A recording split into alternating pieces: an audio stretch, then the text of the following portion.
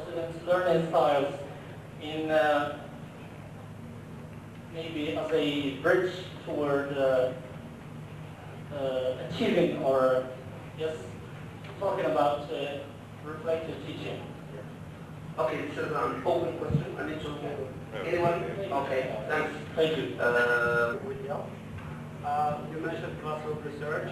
So to what extent classroom research is to bridge the gap between theory and practice when it comes to professional development? And my second question is to the audience and the speakers. What we should do to bridge the gap between theory and practice when we speak about professional development? Thank you. Okay, the previous panelist. I heard him say that the change happens when you decide to teach your students in the way you would like to be taught. I don't think so. The change happens when you decide to teach your students in the way they would like to be taught. This is just a comment. I don't really have any questions to direct to anyone, but I would like to push the reflection a bit deeper. We talk about professional development in a one-sided way, only from the perspective of teachers. And my message is to the students. You are concerned with that as well. And since Professor mentioned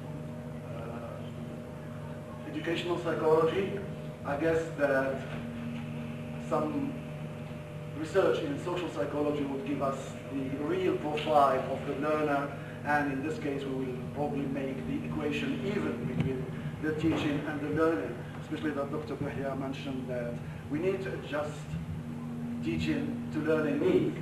Well, through experience I feel that our students don't have real needs apart from the mark and the degree. And that is a big defect of the Moroccan school. And thank you very much. Thank you, Professor. Idea of this conference, what Professor Bedr has said, that the first of making such change, we have to look at the weaknesses or the instructor's weaknesses and the bad attitudes. So my question is, are there, or what are the efficient ways through which we can take notes, we discover these weaknesses, or especially for those instructors who have never been at such pedagogical centers? My second question, that I don't want that all the time we are talking about the role of teachers, the role of professors. I don't want learners to be isolated in a such way. So here my question is, how could learners be efficient or learners be efficient contributors in the teaching process? And thank you so much. Your question is directed to whom? To the whole panel. Okay, thank you very much, Mr. Habak. About some ideas. First of all, I would like to start by attitudes. Well, I think we should overcome this concept of attitudes and move on towards practicing. Means that positiveness of attitudes or even negative should start by the teacher himself and also by the students themselves. Right, means who motivates who? The teacher or the students? I believe it's the students who motivates teachers, first of all. Second, speaking about updating skills and competencies, not about just evaluation. Evaluation should start by the self. So I believe about, because one of the teachers said we shouldn't, I think you said we shouldn't rely on intuition. Now I believe that intuition, the teacher intuition is important. But I rely on my intuition. Because when we rely on the feedback of students, they say some teachers, they never say you. They say some teachers teach like this. Or never students come to you at the beginning and say, we wish you could teach us this way. Right, so we start teaching, and also evaluation from the student depends on You like the teacher, we like the subject. You don't like the teacher, we don't like the subject. Okay, so it's mutual. But don't you think that we have to move on and think about new things that, for example, the implementation of ICTs, how to implement them, the change. So what can we in fact do to change? Because that's true, people are difficult in people's attitudes. Don't change, but how can we change? So that's why I said we should overcome this idea of attitudes. Thank you. Thank you, Bro. We all know that in training centers, they teach them to apply theories and methods as they are. They're not being reflective in any way or another. So how are you supposed to be responsible and reflective to things you are supposedly learning by heart? And my second question is about the thing that Professor Khalloufi has mentioned about, and Professor Bouhia, about adapting those Western theories to our Moroccan context. I think there should be, it's not actually a question as it is a remark, there should be a call for teachers, for researchers to write books about our Moroccan psychological thing. I mean, we need to study us, not adopt others and take them for granted. And thank you.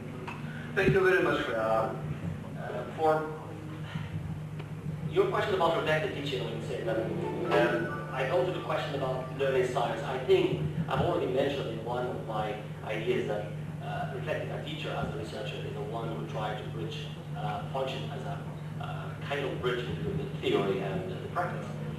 That is to say, I mean, the teacher, while conducting research, you are out teaching. You are not supposed to take the whole class as one entity. It's something that it's how to teach, learning and teaching of a specific group in a specific group of students in a specific context. You cannot have a blanket judgment. I mean, I'm going to teach this or that. It depends on the needs of the students. And I agree with you, Professor, when he said that students don't share their needs. Or Professor too, he said it, but you can feel, and I agree with you, there's an intuition. I mean, through working within the professional field, I mean, teaching, you can feel your students, and you feel what they like and don't like. And I think when the students come to the director or come and say, I want to be in your class, what does it mean? I want to be in your class, I want you to be my teacher. And I think this is the moment, I mean, there is no recipe how to teach. I mean, it's an art that you develop through your career. It's not something that can read in books. I mean, the way I deal with my teaching and the way I deal with activities in the class or in different classes, I mean, it's something, not only what I want them to know, because I said there is one way, it's one way to teach is to teach students the way you were taught. I mean, easy to facilitate the learning. It's one way, it's not the ideal way to provide my teacher, Professor Loufaquet. Also, bridging the theory and practice, as I said. I mean, for me, the theory, of course, for a teacher, one of the prerequisites is to know some theories borrowed from the West. Meanwhile, I mean, you have to see to what extent the visibility of these methods. So you should not be enslaved by the idea of methods. Methods are not methods or theories. Theories, one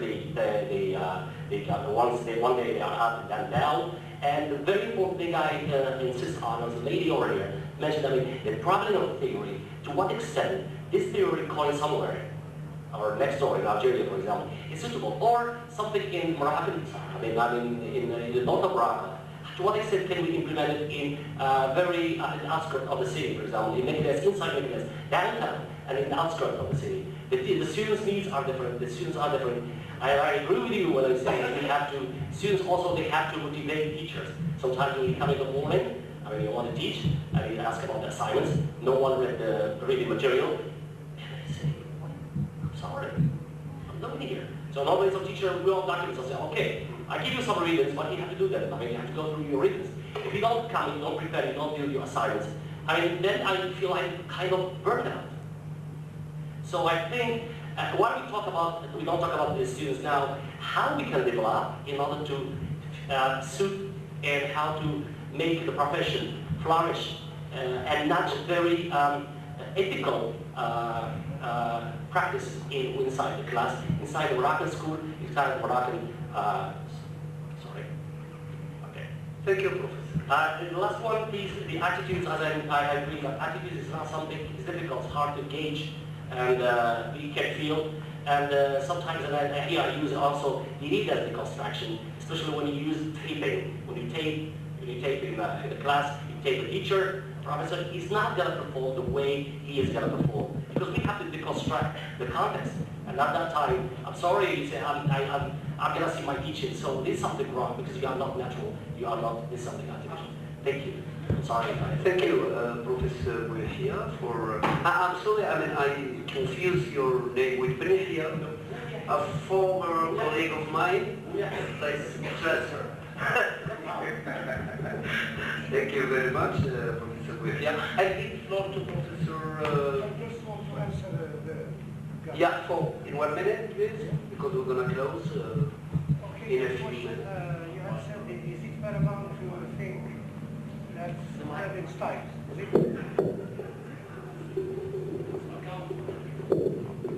Your question is it paramount that teachers should think about students' learning styles as a bridge towards reflective teaching? I think a reflective teacher should always bear in mind that there are the visual learners, the auditory learners, and the kinesthetic learners. And according to Vygotsky, the MKO, more knowledgeable power, there are some students who are good students, but they are waiting for the teacher to push them forward, to learn and to improve. It's part of this reflective teaching. Again, we go to Gardner's 7 intelligences, which are very important in taking or to take into consideration by a reflective teacher. Half answer to the lady there concerning who motivates who. Gibran Khalil said something very nice. A teacher who cannot motivate his students is like hammering on cold iron. So a good teacher is the one who accepts to be motivated by his learners, as well as he motivates his learners. Yesterday we talked about reflective teaching, but we also should think about reflective learning.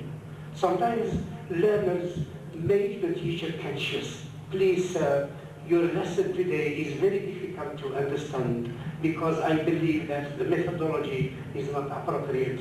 Would you please teach us next week in this way?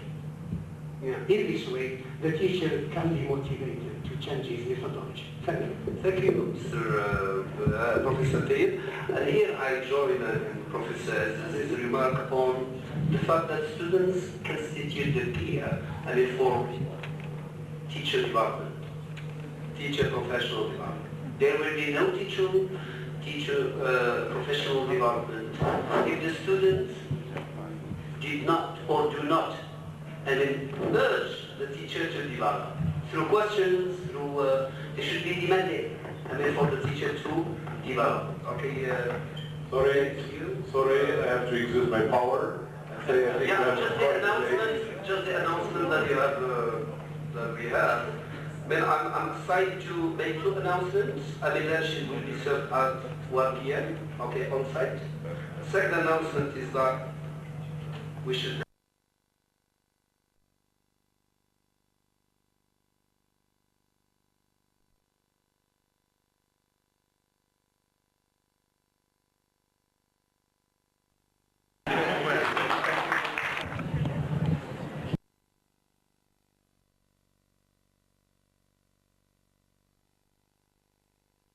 Exert my power. Just the announcement that you have, that we have. Then I'm excited to make 2 announcements. Lunch will be served at 1 p.m. Okay, on site. Second announcement is that we should close now. Thank you very much.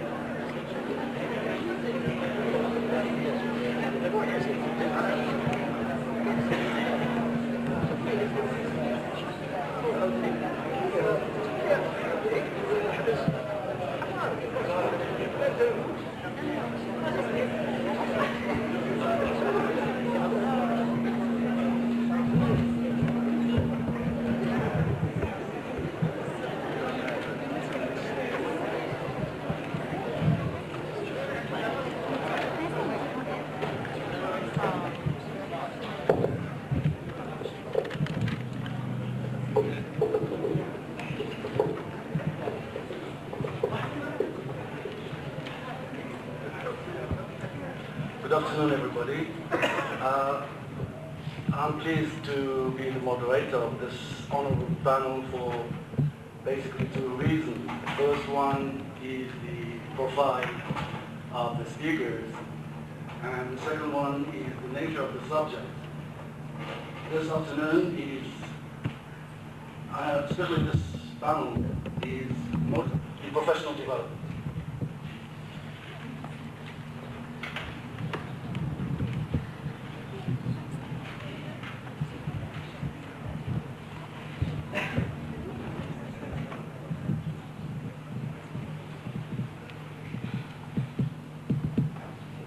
Well, so the aim of this paper is to present the results of the study that I conducted in order to try to conceptualize kind of a model for for a technology-related teacher professional development. The study was mostly or is, if you want, a follow-up of a previous quasi-experimental study that I conducted in 2011, and which was concerned with the effects of a training program on teachers' readiness to integrate technology in the classroom. One of the reasons that pushed me to go on working on this topic is a remark that was addressed to me by Professor Mellouk, who was then, during the Bates Conference in 2011, who was then the chair of the panel. And when I finished drawing the dark picture of the state of the training program and its inefficiency and inefficacy in preparing teachers, he told me, well, I think either the teachers or the trainers are lousy. And this did not stop ringing in my ear until I tried to find a way out of this problem. So what are the reasons that led to the failure of the program? So first of all, this is the outline.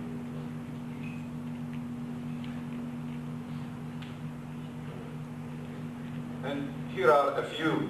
I don't want to go into details talking about what professional development is, since as we saw with Professor Larousse in the morning, it's just impossible to find a consensus in the literature on what is professional development. So I tried another way, that is to study the literature and try to get the overarching characteristics of what we could call effective professional development, and come up with these characteristics, and why not develop a model for professional development but geared to the integration of technology in the classroom.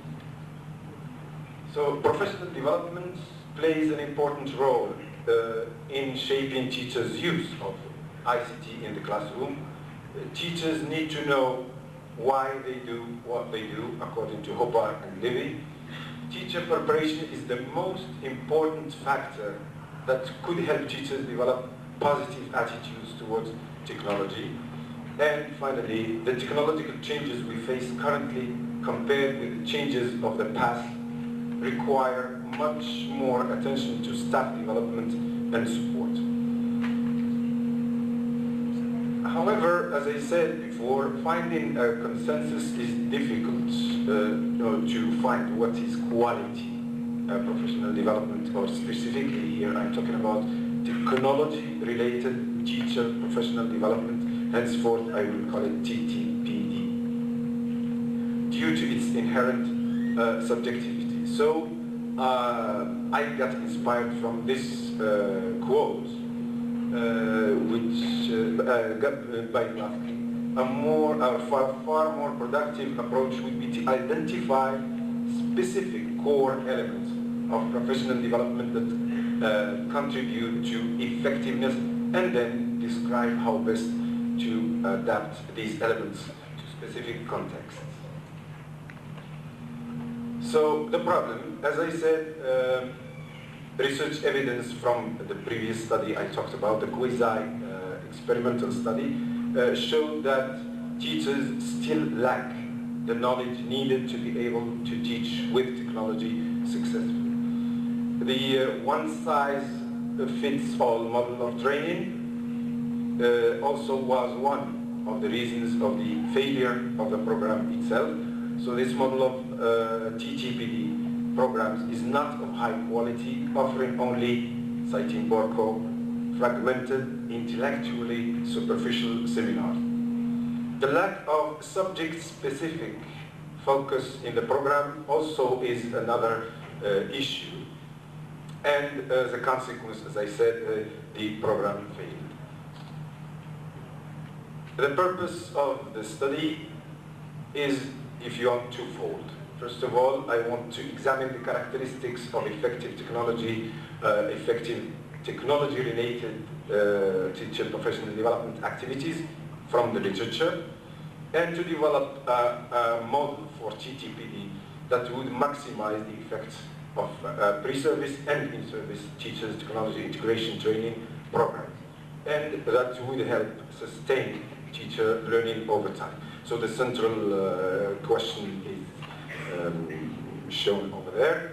And to address this central question, I developed two research questions. What are the characteristics in recent literature of TTPD activities for the integration of instructional technology into teaching practices? And the second research question, what are the characteristics of a model for effective TTPD activities?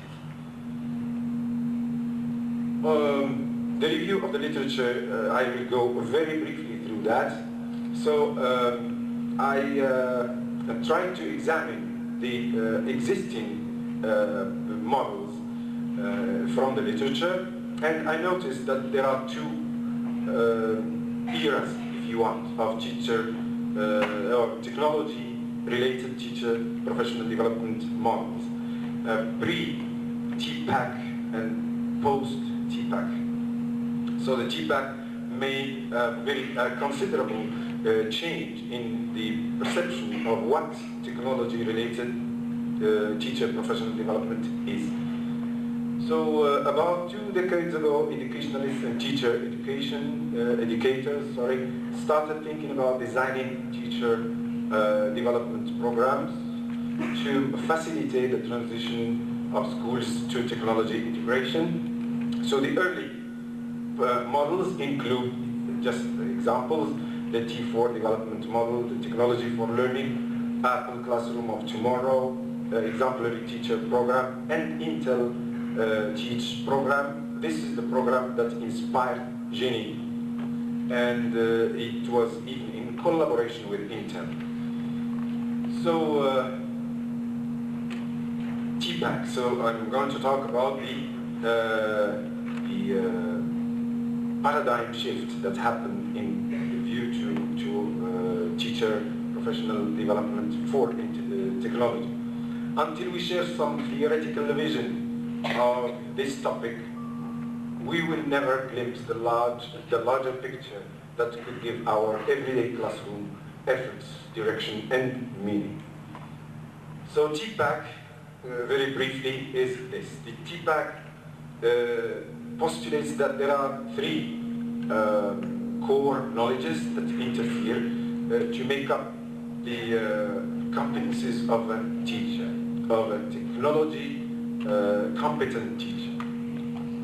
The three bodies of knowledge are technological knowledge, pedagogical knowledge, and content knowledge. And the intersection of these three bodies of knowledge, they create four other new bodies of knowledge, which are technological pedagogical knowledge, content pedagogical knowledge, technological content knowledge, and the most important is the central one, which is the TPACK, the TPACK, or the technological pedagogical content knowledge. The post-TPACK models include Lee's 5-stage model, Angeli and Valentis ICT TPACK, and Jiang and Chen's transformative model, and finally Fig and Jaipal's TPACK in practice. The qualitative study used content analysis in order to detect, if you want, the overarching, as I said, the overarching characteristics of what professional technology-related teacher professional development is, and also to build up or to try to develop this model. A query was conducted, 4 articles published within the past 8 years, that is from 2006 to today, examining TPD. This time span was dictated by the TPACK itself, which started being in vogue in 2006. The definitive pool of research papers meeting the criteria consisted of 39 articles.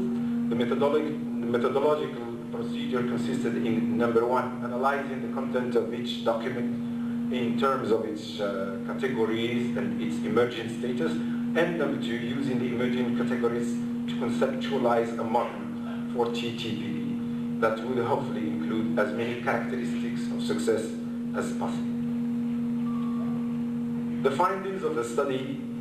So the results of the analysis showed that 13 out of 39 studies talked about the effect of TPACK on teachers' readiness to integrate technology. By the way, not only 13 studies talked about TPACK, almost 30 studies examined programs using TPACK as a framework, but only 13 had research questions related to the effect of TPACK on teachers' readiness. Continuous professional development, or CPD, was tackled by 10 articles and studies. Constructivist methodology of preparing teachers, I'm talking about the using the constructivist methodology with teachers, not with students, and using a cohort-based individualized professional development in contrast with, as I said, the traditional methodology which used the one-size-fits-all model. So the total of the articles was 39 articles. So here are lists of the articles with, sorry for the one. Okay, so on the right, on the left, sorry, we have the list of authors and the publications. By the way, the publications I chose either were related to or have had as main theme or main topic teacher development, teacher training, or technology integration. And the main findings related to the themes I talked about, the emerging themes from the study. Studies on continuous professional development. Here is the list. And if you want the full list of references, I can provide it to you after, and even the articles if you are interested in. Okay, then the list of articles that deal with the methodology used to teach, to train or to prepare teachers. And finally, a list of the studies. Sorry.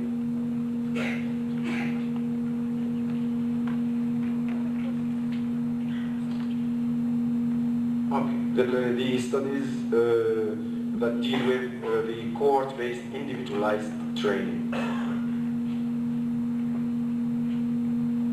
The model. Based on these, I conceptualized a kind of model, if you want. So the model is built on two core elements. First of all, TPAC as the framework for building the content of the courses. And of course, the ultimate goal of any training or whatever is students' achievement, as you can see. So starting from TPAC at the beginning, as the heart, as I said, as the heart of the model, and with the ultimate goal being student achievement. The other factors of success, if you want, of the professional development could be probably adopting a constructivist methodology, ensuring the sustainability and continuity of the training, and it should be done in the form of cohorts or one-on-one training or something like this, but not the one-size-fits-all. So effective TTPD should move away from the traditional sit-and-get workshops and emphasize activities that are job-embedded, including mentoring, action research, as mentioned in many papers before, assessment, reflection, feedback, collaborative planning, and collegial observation. TTPD should change teachers' knowledge, beliefs, attitudes, and behavior, because these correlate with classroom practices and thereby influencing students' learning. And we must tie, according to Crichton, we must tie the use of technology to student achievement and all content areas. We must get beyond thinking of technology as hardware and software. Technology must be monitored and assessed with the same importance as the curriculum, and this of course provides feedback to teachers, which allows them to self-assess their needs with written documentation of their observed performance. Schools must also make an effort to shift from the typical PD method of the single focus or one-shot workshop to a model that supports adult learning theory and also constructivist theory. So all in all, the TTPD designs should incorporate 7 characteristics of effective TTPD distilled, as I said, from the literature. Number 1, they should put students' achievement as the ultimate goal. Number 2, it should relate, or they should relate to the teacher's content area, and they should be collaborative. They should allow for effective engagement with the content. They should also be tailored to different levels of teachers' knowledge and skills and interest, and they should be sustained. And finally, they should include follow-up activities. And thank you very much.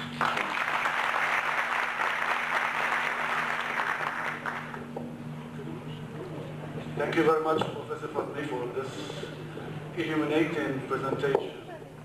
I'd like you please to record your notes if you have any questions to Professor Fatmi for discussion later. And now I give the floor to Professor Belfaqir, who is going to talk to us about mobile learning.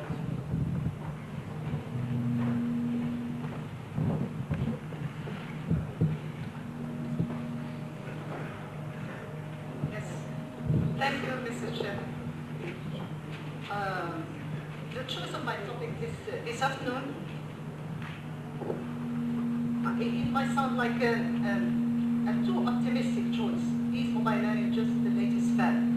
We've been discussing the concept of introducing or inserting or whatever.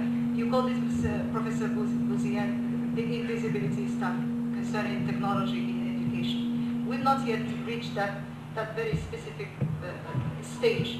But I would like to sound like too optimistic this afternoon and speak about mobile learning and how we can integrate it into our system, though it's very hard to be introduced now. So I'm sure if I ask you about your reactions concerning this picture, students, what do you do with your mobile phones?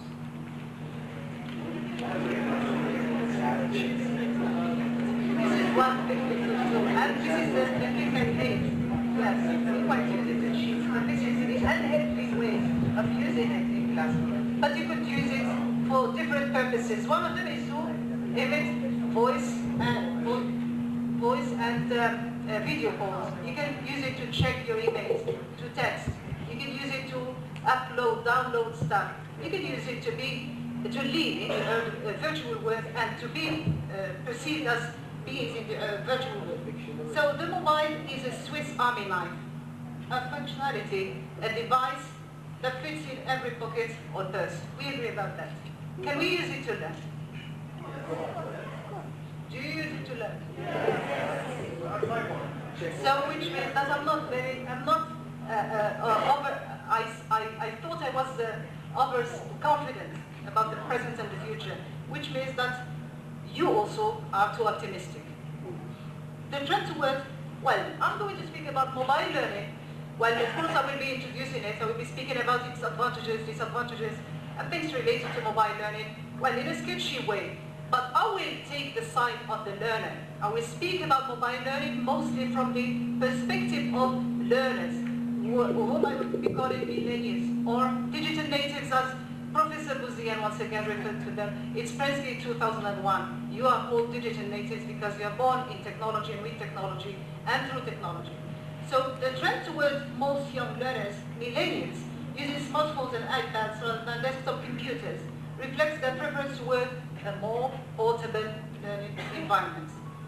Traditional approaches to teaching do not address most of the values, needs, and learning preferences of these students. So to what extent is mobile learning going to address these preferences? The preference mostly of learning in a portable learning environment. So the outline will run as follows. The definition is amassed.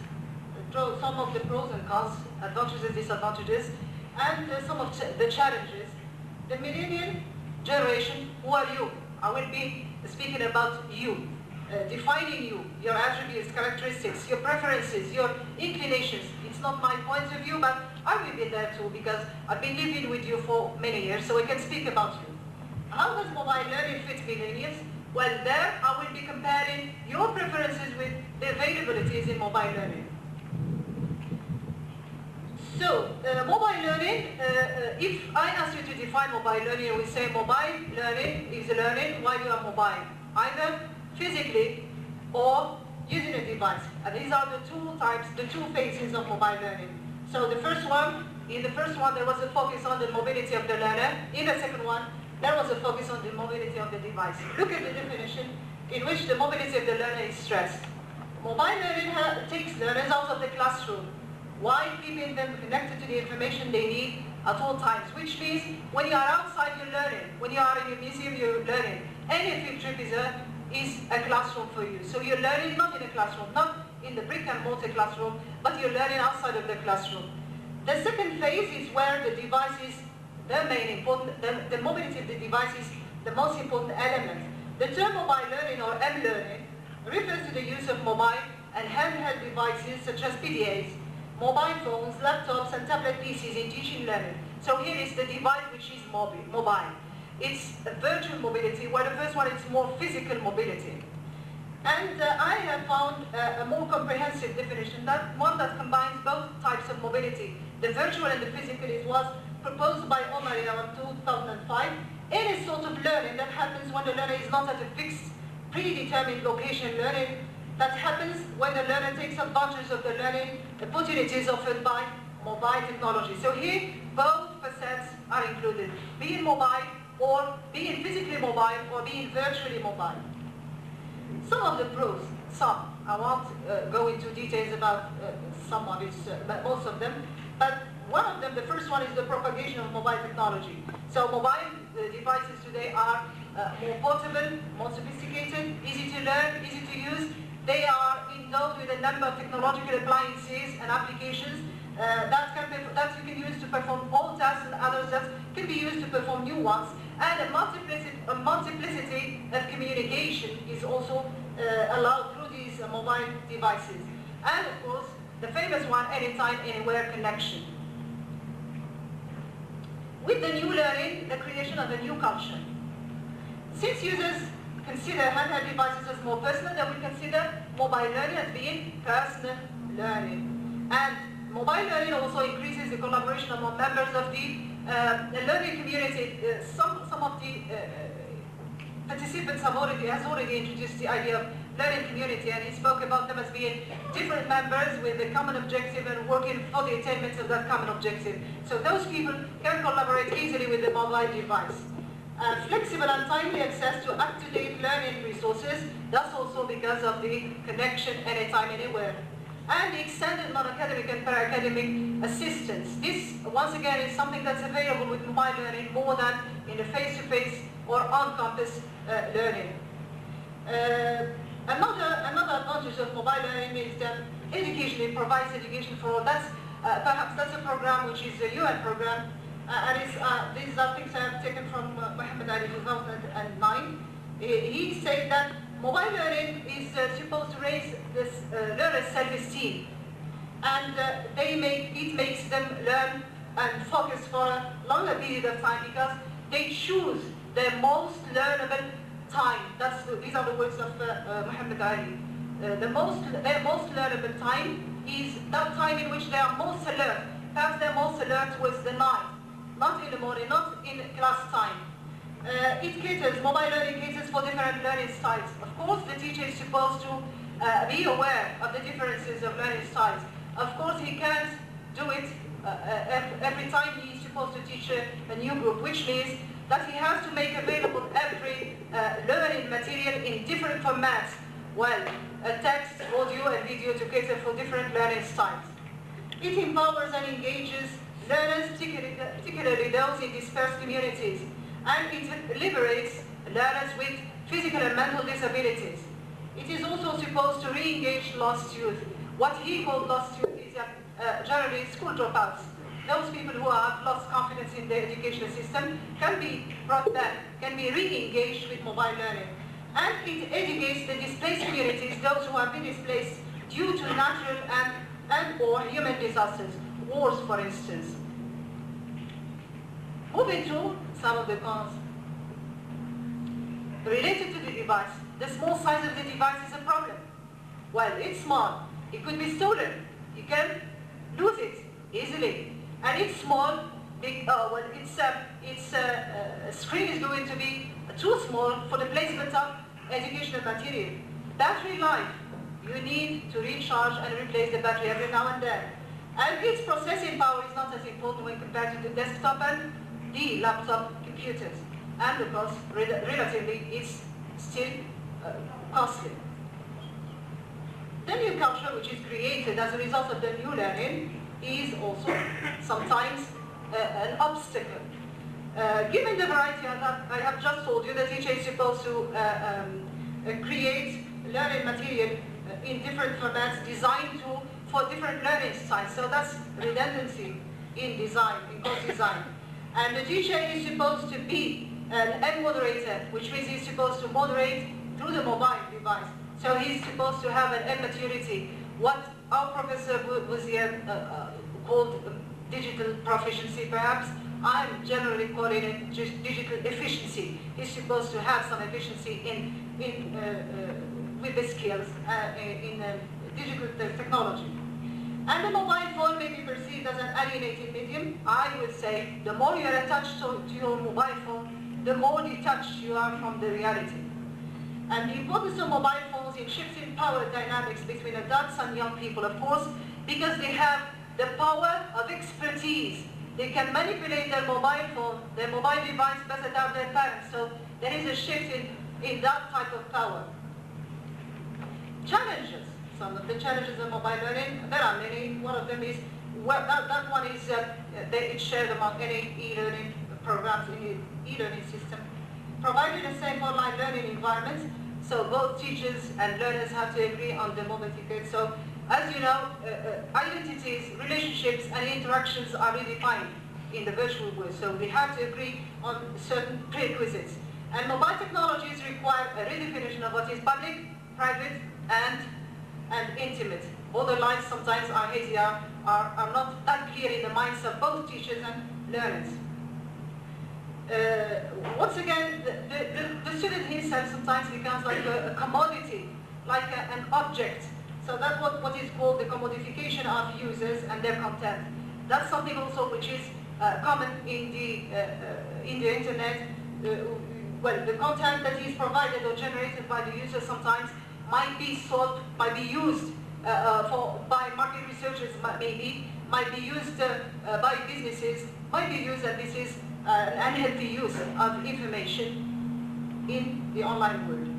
Affective and motivational factors. That's what dynamic obsolescence, what Davis calls dynamic obsolescence, is the real challenge that is created by the problem of hardware and software. Sometimes when you speak about our children, you say they are motivated with technology. It's technology that motivates them. But you're motivated with the technology, you just learn it and you have other novelties in the field. So it's very difficult to sustain the motivation of our students with the transient nature or ephemeral nature of technology. And Davis said that you could maintain that intrinsic motivation by the provision of challenge and complexity as well as curiosity in the design and choice of activities and tasks that allow for agency by the user. So he's telling us that it's the job of the teacher to create that motivation or to insist on maintaining that motivation for a longer period of time. Now I'm going to speak about the second, let's say, facet of my paper, which is millennials. Do you know what do we mean by millennials? Millennials are, most of you here are millennials. Millennials, digital natives, Generation Y, Yers, you've got many names. Much has been written about the growth of the millennial generation. These digital natives have been attributed with the ability to process information, make decisions, multitask, and learn new technologies better, I insist on that, better than any generation that has got before. Which means that you've got qualifications, characteristics, and attributes that are different than the ones we have. I say we because I'm born before. Me too. It's before. It's before 1980. No, I acknowledge. Computers are not technology. For them, they don't think that computers are technology. They don't think that their mobile is technology. It's part of their lives. And millennials are by nature fast thinkers. That's why the traditional classroom, and that's something also that has been already mentioned by some of the participants, the traditional classroom is so unsuccessful for most of them. It's boring for them.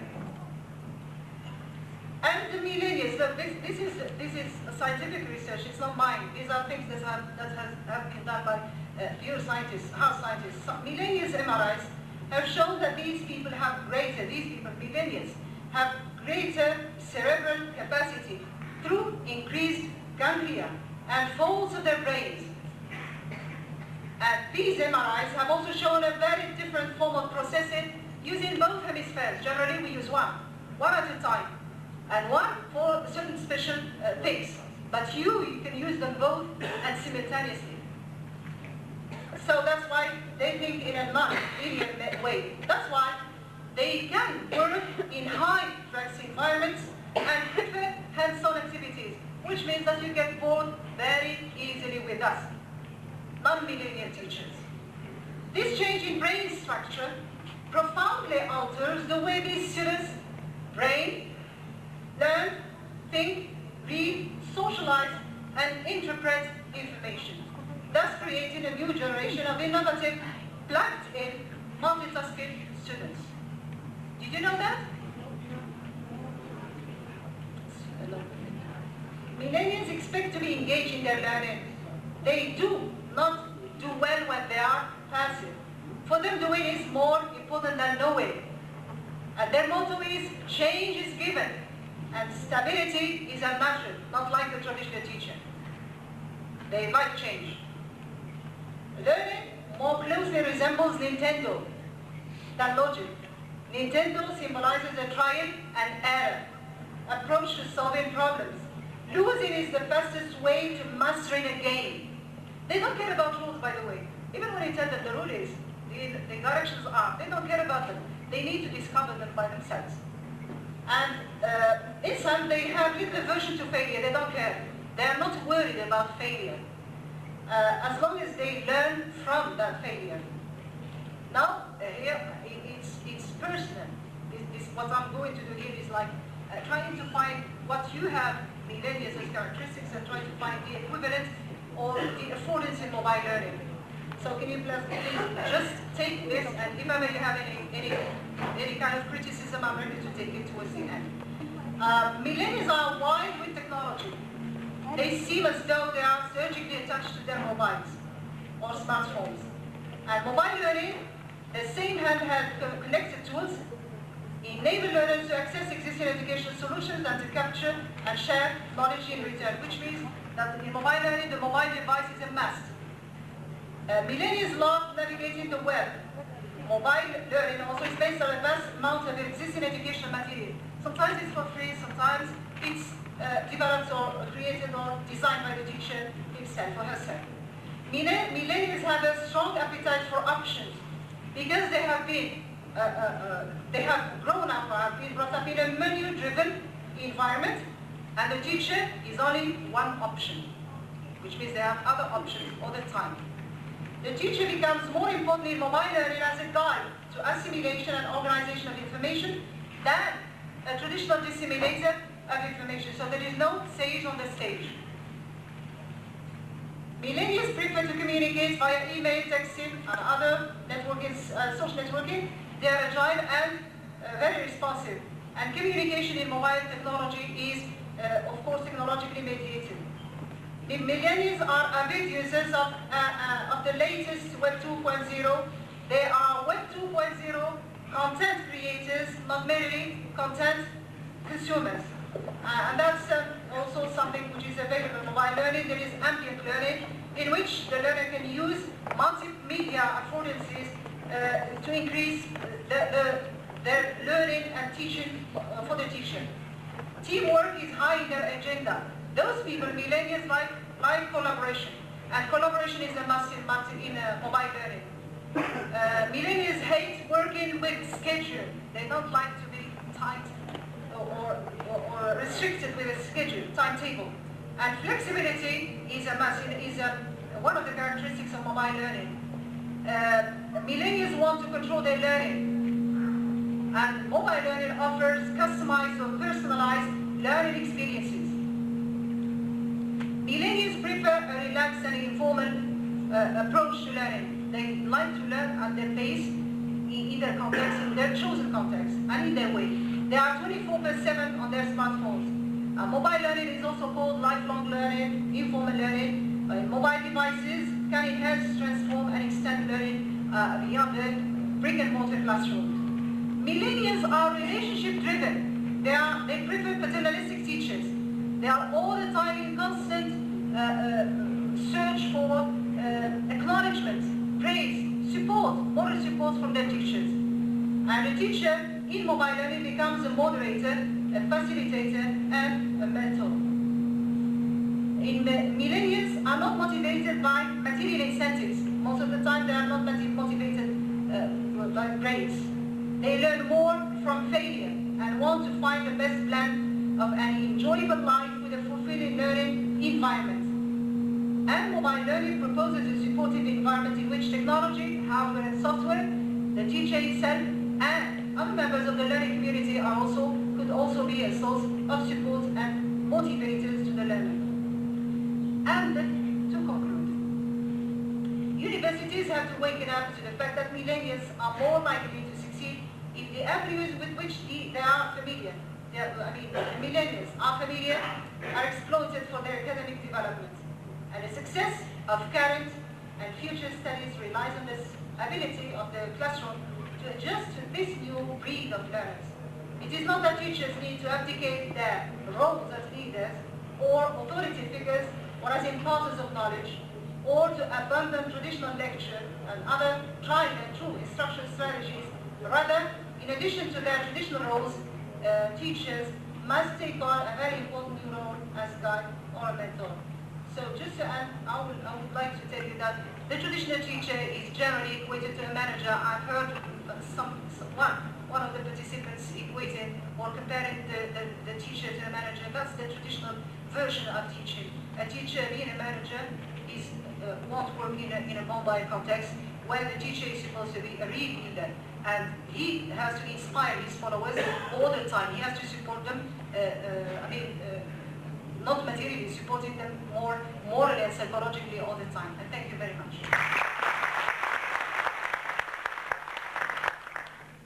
Well, thank you, Professor Belfakir. Your presentation has been so captivating that I forgot about the time. But anyway, my question, although it's not time for questions, is are we, people of my generation, capable of coping with this mobile learning? Right, the next speaker is Professor Jamei, and in the same vein of thought, incorporating technology to higher education. Professor Jamei is from the School of Humanities of Meknes, and he's going to talk about ICT in higher education. The floor is yours, sir.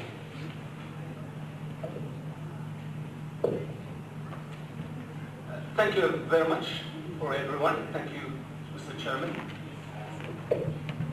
I must say, I'm rather surprised and gladly surprised because the intervention of both my colleagues, Sil Fatmi and Sada Belfakir, about ICT, the role and the definitions and all that, will make my life much easier. So what I will be talking about is the use of ICT in Moroccan higher education. I like to relate it to the context in reality rather than much of the theory. So a quick definition, I will go through it quickly because lots have been said about that, so no need to repeat myself. So I will be talking about ICT in 21st century as a needed skill, the impact on higher education, and the share of that in the Moroccan initiative. So this is really ICT. Anything that is electronic, which deals with information, and which deals with communication. You have all sorts of things. From games to video, radio, anything. For some reason, I get the wrong impression probably that ICT is something that is very modern. It is not. Australia has been using radio to teach mainly at the primary education, where students stay at home, the teacher stays at home, and they communicate via radio. They use military radio, so no need, because of the space, the huge space of Australia. Saudi Arabia used ICT, they used television as a closed circuit television where females and males are separate, and because of lack of female teachers, the females were gathered separately, and the males teach them via circuit TV. And that is a form of ICT, regardless of the reason behind it. Still it is. This chart is taken from a UNESCO study, the Bangkok office, and it illustrates that. So we have learning and innovation skills, life and career skills, core subjects, 21st century themes, information, media and technology skills. All these skills are for students as well as professionals. It is for professional development. So ICT must play a role not only in professional development, but also in student learning and student teaching. So those points we looked at before, we go through them one by one. Learning and innovation skills, so whether these are professionals or students, need to be prepared to increasingly complex life and work environments in 21st century. Life is not going to get any easier. It is only going to get more and more complex. And we need to be prepared for that. Otherwise, the train will not wait. We will be left behind. Decades ago, a literate person was the one who couldn't read and write. Today, a literate person probably could be one who couldn't use a mobile phone just to make a call, even if they can read and write. So, the illiteracy and literacy, the meaning has changed, and it changes with the change of life or with the complexity of life. So we need to keep up with that. Creativity and innovation, critical thinking. It's no longer good to recite a poem by whoever on whatever subject and gets 19 out of 20. That is useless. I don't remember what I learned by heart to become a doctor. I really don't. So that was useless. It was a waste of time. Yes, it was a good exercise in critical thinking, but it could have, my time could have been used better. This is why I'm saying this, because we need to make a shift from largely a 19th century educational system based on a classroom and a teacher, chalk or whatever pens today, and today's ICT. Communication is key. We need to communicate, both professionals, students, teachers.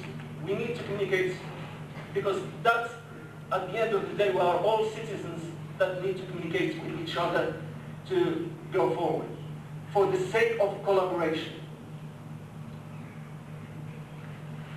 The skills we need to learn are those for life. And that's what I tell my students. I tell them that they have two skills that they must retain from their BA. One is terminology, how they use their terminology, and the other one is methodology. And communication, productivity, cross-cultural skills, self-direction, innovation, all these are skills which have a certain methodological thinking or logic behind them that takes us for life.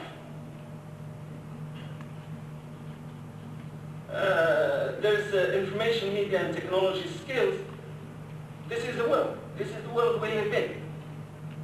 Today, even something as simple as a satellite dish or desktop, or box needs programming, needs a certain literacy, certain information, certain technological grasp to be able to watch Al Jazeera. Something as simple as that. To put cartoons for your brothers, little brothers and sisters or kids. Something as simple as that. We think of it as stupid, but it's not. That's life. That's today's life. Therefore, that leads us to the third point, which is ICT. ICT is always there. Digital literacy, this is what I said earlier, the e-literacy, how to read a screen, how to use the multimedia, ICT again, information literacy. All these are skills we definitely must have. No choice about it.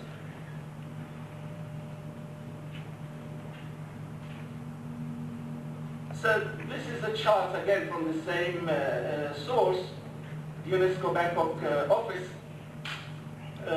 Use of ICT tools to create and share information, locate and evaluate information, making multimedia presentations, and You can go on.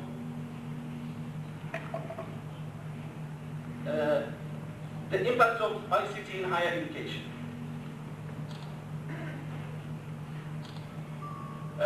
Brings positive change in social organization of the classroom, achieves higher professionals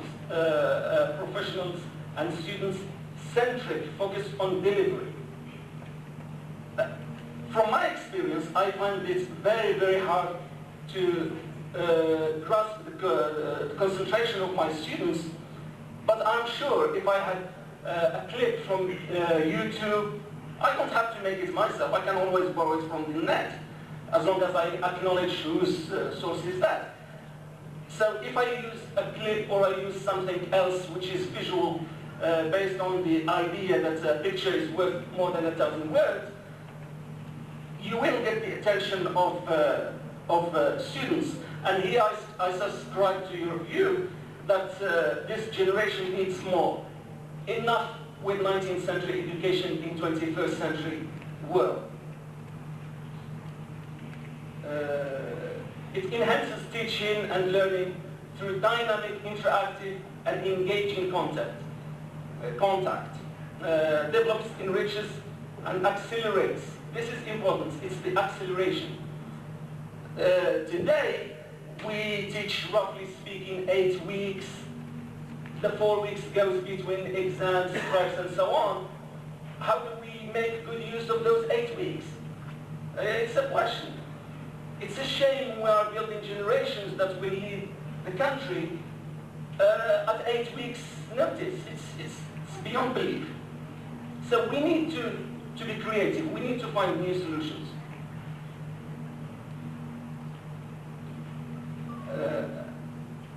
It also relates the classroom experience to work experience, provide opportunities for connection between classroom and larger world.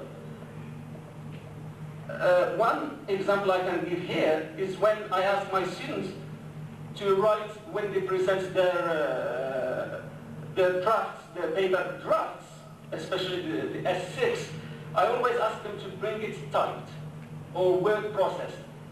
It's not that I want to burden them with those few dirhams they use at the CBER. No, that's not the point.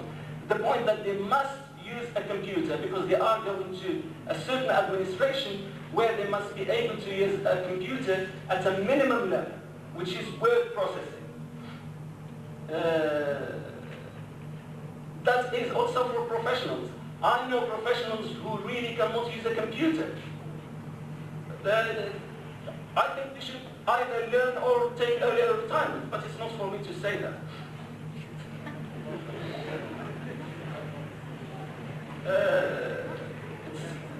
I always put, in this case, I always put professionals and students together because they are tight, they are linked. Because those professionals are students, in fact, when it comes to ICT, because they need to keep up, they need to learn, they need to move on. What is learned when we use an ICT system, regardless of its nature, we always ask, as part of the evaluation, what is it learned and how much, how it is learned, when it is learned, from whom it is learned, who is learning what, at what cost. The cost is always an issue. I don't believe the cost is an issue, but the powers to be, or the powers in being, make it an issue. So conventional teaching emphasizes on content. I would use the Arabic expression, بضاعة ردت إلينا, in order to get that degree at the end of the day, which is really a shame. People waste 3 years of their life, that's minimum, at something which is more or less irrelevant. That's a personal point of view, by the way. I'm not forcing it on anyone. Learning activities are designed to consolidate and rehearse the content. It's always the content. Contemporary settings encourage curricula that promotes contemporary competency competency and performance. Curricula are now emphasizing capabilities. So, as long as students and professionals can use something in all conditions, they are successful. But when you limit them to something that they must know, once you give them a second task, they are unable to do it because they are framed or molded in one concept, in the old concept. They are more concerned with how information will be used than with what the information is.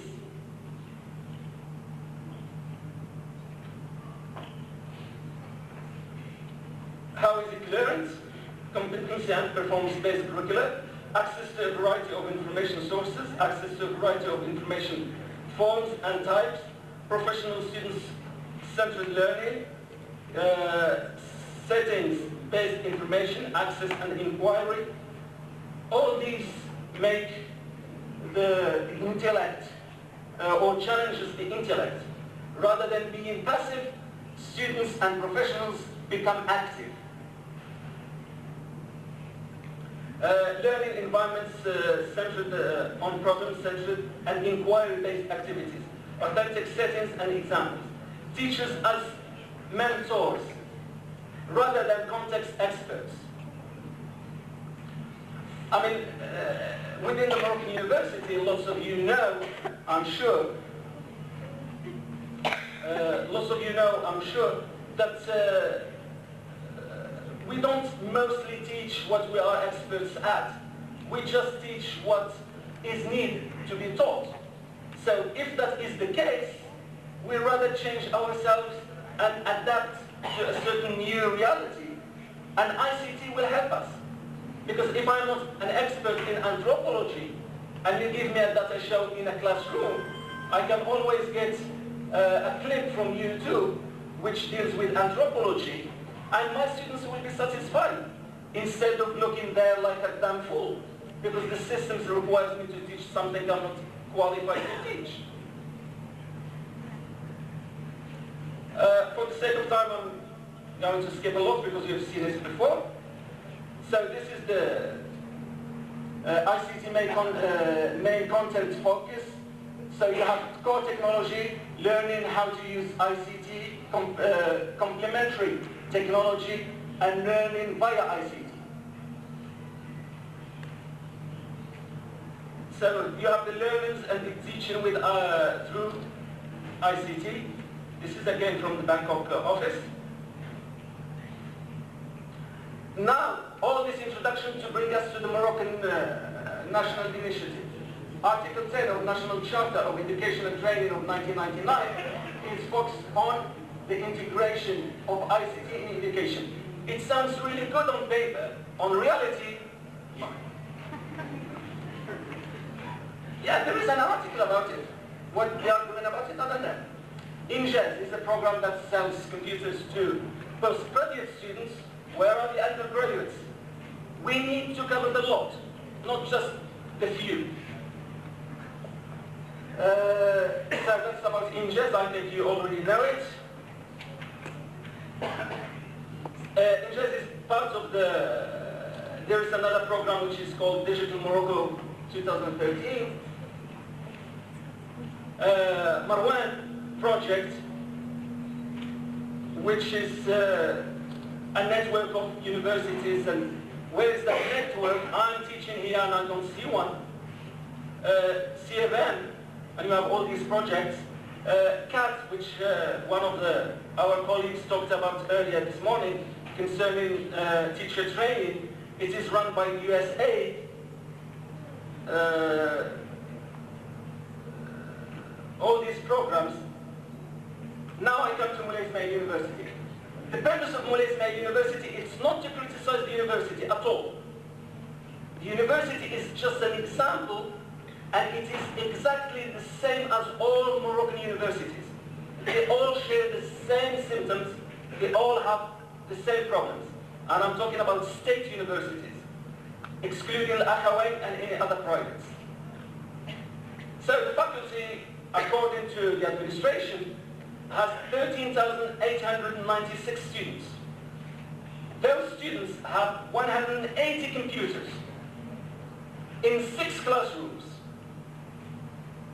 and they have 10 overhead projections or data shows. Hardly any access to the internet for students, and hardly any courses or teaching websites by the university. The conclusions from these numbers: 77.2 students per computer. If you keep that computer running 24 hours a day and you keep a teacher there 24 hours a day, will not serve the students at all. So, the overhead projections mostly are in the administration for meetings and all those funny stuff, and in the postgraduate studies programs. The undergrads have, I think, 1 or 2 they have to fight over. And this is exactly in all universities, not just Moulay Ismail. So it's not a criticism of Moulay Ismail, it's a criticism of the whole system altogether. This is an example of a web page within Moulay Ismail University for students. So students go to this Facebook page, they press a link and they download the material they need. This Facebook page, I looked at different systems, Moodle and NaNiNet or whatever they call, and they need to access and control students and all that. We have no follow-up for students because of the numbers. We have no control for students because of the numbers. So this is one of the ways to do it. All you do is you put the material for students, messages for students, and you go there.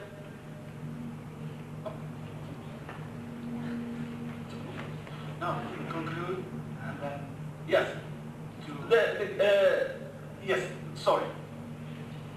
The new filière, for example, in the English department, talks about computer-assisted translation. Where are the computers? Where is Stratus? Where are the software? And yet we have to teach them this. This is a joke. It's honest. It's a joke.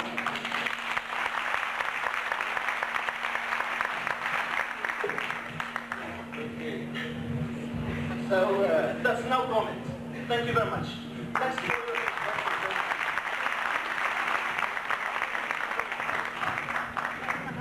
I will continue on your joke. Pastor Jamil, I just tell you that you don't see these things because they are virtual. Yes. That's why you don't see them. Next speaker is Professor Yahoo from Shuaib Tokabi University, and he's going to talk about web-based platforms in higher education. The floor is yours. Okay, thank you, Mr. Chairman. So after this pessimistic presentation, we'll finish this panel with, I hope, optimistic one. So the title of my presentation is an empirical assessment of students' acceptance of a web-based learning platform. Now, this presentation, I hope, assume that it's part of, it fits the theme of this conference, reflective teaching, and I hope it's part of my reflective teaching on the use of web-based or e-learning. I've been using e-learning to teach some courses like grammar, phonetics and phonology, research methods, and ICT. So here is this is the outline of my presentation. I'll start with the research background, rationale, aims of the study, the research model and hypotheses, research and dying note on methodology and the results, and finally the discussion and applications. Now, a recent trend, of course, has been in Moroccan higher education to try to introduce web-based learning systems. Although this is, sometimes we have individual efforts, sometimes We have institutions that are trying to integrate these systems into education. Although there has been this effort, we have very little. The offer is not much substantial when it comes to either partial, blended, or fully online e-learning. So this, of course, this is due to barriers and difficulties which are not part of my study today. Now, the success of any e-learning system will depend on the student. If the student does not use this web-based system, so all the efforts is for nothing. My experience with e-learning is that at the very beginning, the initial sessions, I noticed some reluctance of students. Why? I mean, it's very, some of the students showed this reluctance. So to understand this kind of reluctance motivated this study, or one of the motivations of the study. Another motivation is that we find very little research that is model-based and empirical to understand the factors that affect students' acceptance or rejection of web-based learning systems. So, I have three aims or objectives for this study. First, to investigate the determinants that would explain the acceptance of Moodle by Moroccan students at El Jadida, and trying to determine the attitudes and perceptions of students towards Moodle in a blended context, because I've been using this in a blended context. And finally, to suggest a structural model to explain the acceptance and attitudes of Moroccan students at El Jadida. Now, this structural model is based on the technology acceptance model, which I think you know, that has been developed by Davis and colleagues to try to explain users. I mean, when I say users, it doesn't mean students. It has been used, it has been proposed and suggested to explain any user acceptance of information technology. And there has been much evidence to support this model, which can be considered as a robust model to predict user use of technology. So here is a little bit, a few words about this model. Pointer doesn't work. I hit you.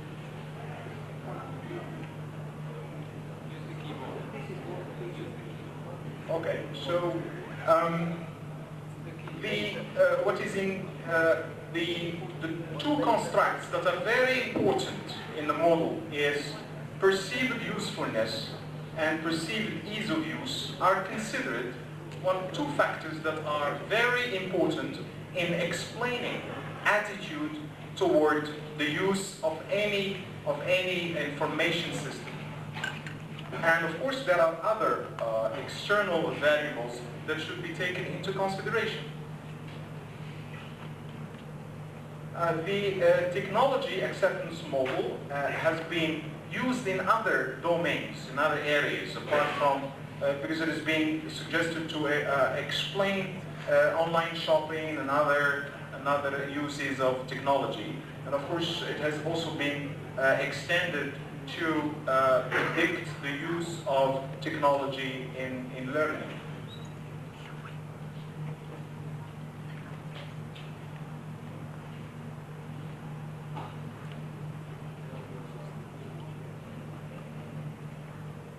So very quickly, I'm going to try to define these constructs because they are very important.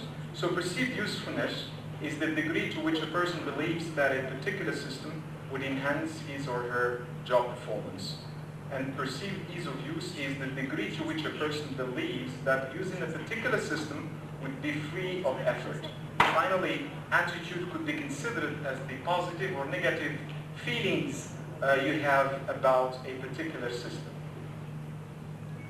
Now, here is the picture of the model that I'm trying to suggest, and I have 13 hypotheses that I try to validate. The first three ones, H1, H2, and H3, has to do with computer self-efficacy.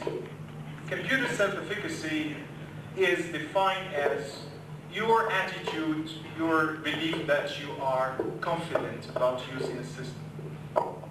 So with H1, hypothesis 1, we postulate that computer self-efficacy would have a positive effect on perceived usefulness. And computer self-efficacy would have a positive effect on perceived ease of use. And again, computer self-efficacy will affect attitude. Now, the next hypothesis, hypothesis 4, 5, 6, and 7, try to see the impact of perceived ease of use on the variables of attitude, intention to use, and frequency of use. And next, with hypothesis 11 and 12, we're going to focus on attitude and see whether it will impact intention to use and frequency of use. And finally, the last hypothesis is intention to use affected, is frequency of use affected by intention to use.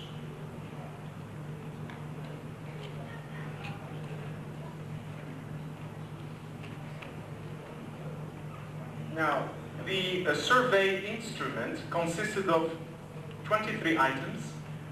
This questionnaire has already been validated, so it has been adapted from previous research and has been refined and adapted to this study.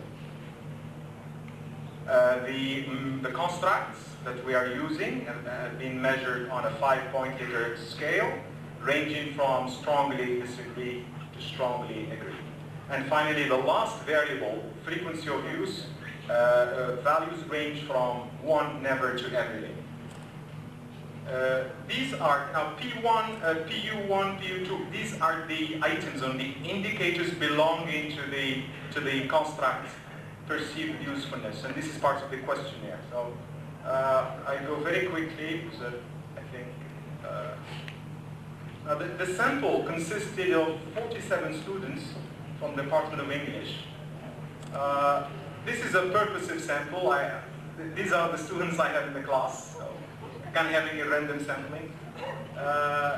These students attended a semester 6 course entitled Advanced Research Methods in a Blended Learning Environment.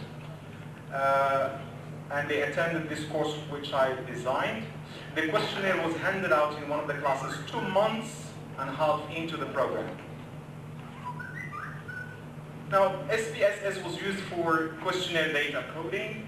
The statistical data analysis used was the partial least square method, and that is called the path modeling. It's very suitable, especially for sample size. I have 47 students is really a very small sample size. I start with just simple descriptive statistics, that is the mean and the standard deviation.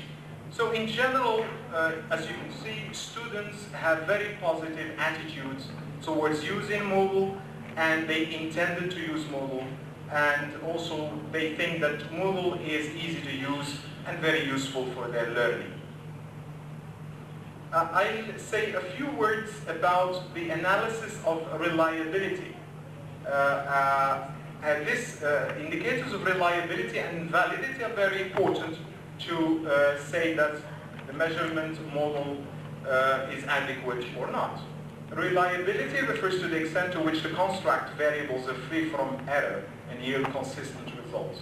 And validity means that a variable differs or is discriminate from other variables. The results of the analysis of variables. Now, I hope this is not clear, but I'll be very brief. the reliability of items. Remember the items A1. A1 means attitude, A2 attitude, etc. The item loadings should exceed 0.5. This is the item loading, which signifies that all the items or indicators belong to the same construct. And all of them exceed 0.5, so they are very consistent. Next, for reliability, we also take into consideration the measure of Cronbach's alpha and composite reliability. And the threshold that has been suggested in the literature is 0.5, and most of the constructs exceed this threshold except frequency of use. How much time? I still have 5 minutes? Okay. Next, for validity, we have two types of validity. We have composite validity and discriminant validity. Composite validity refers with when if you want your constructs, the indicators belong to the same construct. If you have A1, A2, A3 belong to attitude, that they don't belong to other constructs, so you don't have confusion. And this is indicated by the AVE, which is the average variance extracted, and they should exceed 0.5 again as a threshold. Okay, I skip this. This is discriminant validity. As you see on the diagonal gives you the square AVE, which should exceed all the cross correlation between all the constructs, and this test also is positive. So, testing the hypothesis, we tested all the hypotheses using t-statistics, two-tailed t-statistics. Using different levels of significance. As you can see, we start with hypothesis 1, and hypothesis 2, and hypothesis 3, and they have a relation with computer self-efficacy. You can see computer self-efficacy affects perceived ease of use at the 0.001. The 3 stars means that the significance is very high. So computer self-efficacy has a strong impact on perceived ease of use. It has a strong impact on attitude. It has a strong impact on perceived usefulness. So computer self-efficacy is a very important variable to take into consideration. Now, next, with regard to perceived ease of use, this has no effect on attitude. We have NS means the effect is not significant. It is not significant with regard to impact on attitude and on frequency of use. And it has only a small, weak effect on intention to use, which means that perceived ease of use is not an important variable compared to perceived usefulness. Usefulness is very important. It has a strong impact on attitude and a strong impact on intention to use, and finally a strong impact on frequency of use. This is summarized. So the majority of the hypotheses of this model have been supported, except for four hypotheses, mainly the effect of perceived ease of use on attitude and on frequency of use, and finally the effect of attitude on frequency of use and intention to use on frequency of use. So this research, which is still ongoing, I mean it's not been finalized, has tried to investigate the determinants, the deep determinants of students' acceptance of the module, and we validated the model, the acceptance model. This model is very appropriate. Constructs like usefulness, computer usefulness, self-efficacy are very critical in explaining and predicting students' attitudes and usage of web-based learning, especially Moodle, and in a blended environment, because much research has focused on online, fully online education, especially in the Western tradition. So computer self-efficacy plays a very critical role in explaining the usage of Moroccan students. And according to Bandura, a self-efficacy, whenever much self-efficacy you have, it will result in active learning process in students. Now, perceived ease of use only demonstrated a weak effect on attitude, and this finding concords with research by Lee, Saadi, and Park in Hong Kong, Canada, and Korea. Now, probably the reasons they give these researchers is that their students are digital natives. So maybe Moroccans have become digital natives, and for them, perceived ease of use is not really a critical variable that would really affect their acceptance of the system. And what is most important is that perceived ease of use does not have an effect on frequency of usage. What is more important is usefulness, whether the system is useful. Another reason, motivation, that would explain this result may be that my students have become familiar with Moodle, because I have given this questionnaire, as I told you, 2 months on how into the program. So, and there are some studies that have found there is a difference between pre-use and after-use of technology. So maybe this is due to after-use, and they are no longer, they find the system easy to get familiar. Again, another motivation, another reason is that the system of use, because the model system that I'm using is actually, I have been recommending the students. So it was not optional. It was not optional. It was not mandatory, not optional, but I've been really recommending them. So they think that it is very important for them to use this system in order to, to enhance their performance, get better grades, etc., etc. Very quickly, for the implications, I think that teachers and educators should